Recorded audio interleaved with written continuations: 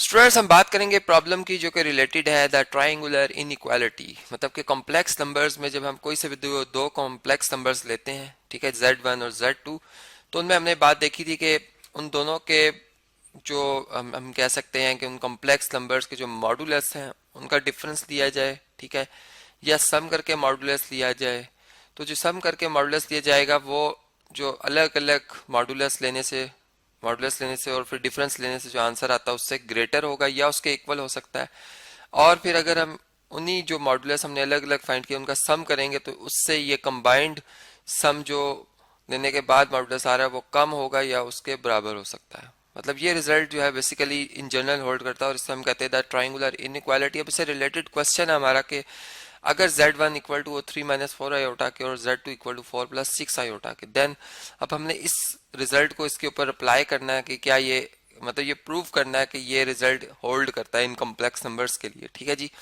तो सबसे पहले तो मॉडुलस को हम डिफाइन करते हैं कि अगर एक Z हमारा कॉम्प्लेक्स नंबर हो जो कि A + आयोटा B है, ठीक है, तो जो इसका मॉडुलस होगा वो किसके इक्वल होगा, वो इसके रियल पार्ट के स्क्वायर प्लस इसके इमेजिनरी पार्ट के स्क्वायर के सम के बराबर होगा। ठीक है, जो कि pythagoras थ्योरम से हम आर्गेन डायग्राम पे देख सकते हैं कि अगर फर्ज करें ये हमारे पास रियल एक्सिस है जो कि हॉरिजॉन्टल एक्सिस है, ठीक है, इसे मैं R लिख देता हूँ, और ये जो हमारा ये इमेजिनरी अगर एक्सिस हो, ठीक है, तो इस पे आप देख सकते हैं कि फर्ज करें अगर ये हमारे पास स्ट्रेट लाइन कर लेते हैं इसे, यहाँ पर अगर फर्ज करें कि हमारे पास जो नंबर है, ठीक है जी, उसकी पोजीशन कुछ यहाँ पे बनती है कॉम्प्लेक्स नंबर की। ठीक है, अब यहाँ से अगर मैं एक परपेंडिकुलर थ्रो करता हूँ तो ये जो डिस्टेंस है फर्ज करें 1 यूनिट, ये 2 और ये 3, और ये इसी तरह 1 2 एंड 3। ठीक है, तो ये मतलब इसका एक्स कोऑर्डिनेट भी 3 होगा और वाई कोऑर्डिनेट भी 3, मतलब रियल पार्ट भी 3, इमेजिनरी पार्ट भी 3। तो इस केस में अगर मैं ये जो डिस्टेंस है ओरिजिन से इसका, ठीक है, वो अगर डायरेक्ट निकालना चाहता हूँ तो ये देख सकते हैं आप, real part imaginary part pythagoras theorem लगाकर हम इस z कॉम्प्लेक्स नंबर का मॉडुलस फाइंड कर सकते हैं। ठीक है, तो ये इस तरीके से फार्मूला बेसिकली बना है। ठीक है, ये इसमें b है इमेजिनरी पार्ट और ये इसका रियल पार्ट है। क्लियर होगी बात आपको।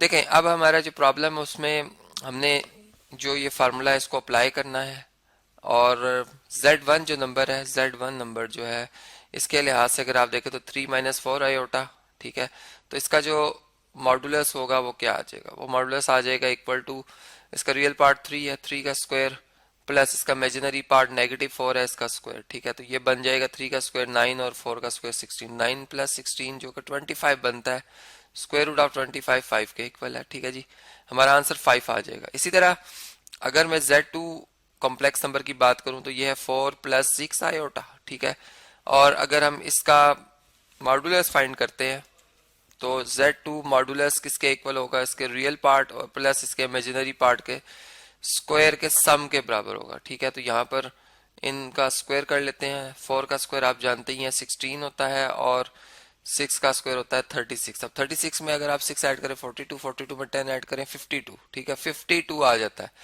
और 52 का आप लिख सकते हैं 13 × 4, 13 × 4।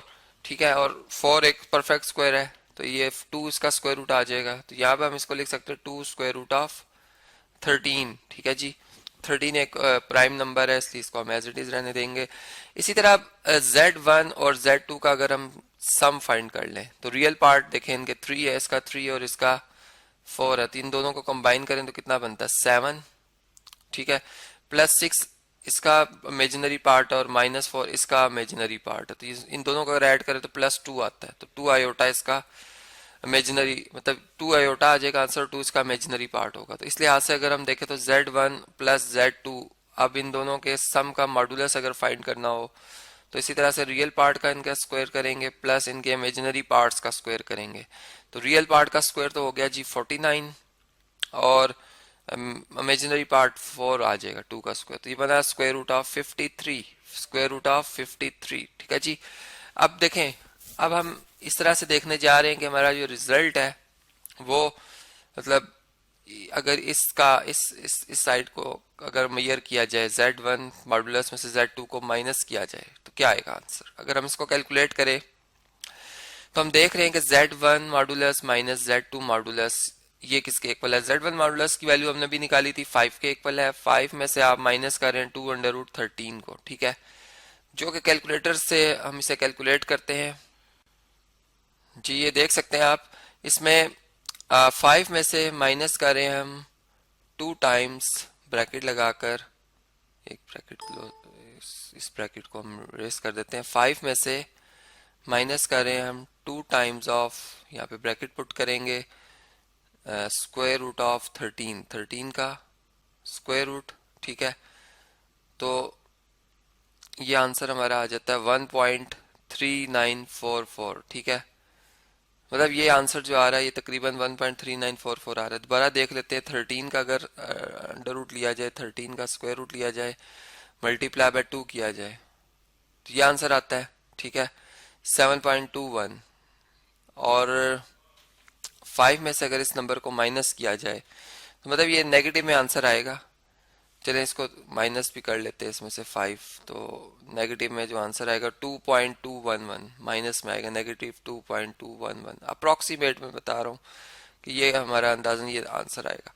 इसी तरह अब Z1 प्लस अगर आप Z2 देखें तो इन दोनों का मॉडुलस आया कितना, square root of 53, square root of 53। अब स्क्वायर रूट ऑफ 53 का भी अगर आंसर कैलकुलेट कर लिया जाए, यहाँ से ही देख लेते हैं, अगर 53 का स्क्वायर रूट लिया जाए तो ये बनता है 7.28, 7.28, ठीक है, अप्रॉक्सीमेट इसको मैं लिख रहा हूँ।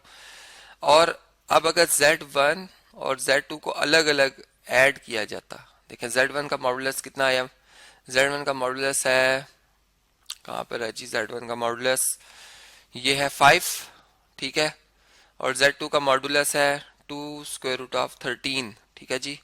तो 5 में अगर हम 2 टाइम्स स्क्वायर रूट ऑफ 13 निकाल लेते हैं, देखिए पहले 13 का स्क्वायर रूट लेते हैं, फिर इसको मल्टीप्लाई बाय 2 कर लेते हैं, तो ये आंसर आता है 7.211, 7.211। और इसमें अगर 5 ऐड कर लें, प्लस 5 भी कर लें इसमें, तो ये बनता है 12.211, 12.211।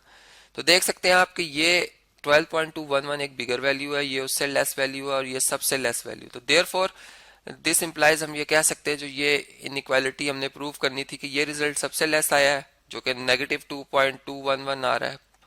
ये वाला आंसर जो है वो 7.28 आ रहा है, और ये वाला आंसर जो है वो 12.211 आ रहा है, जो कि ज्यादा बिगर है, ठीक है।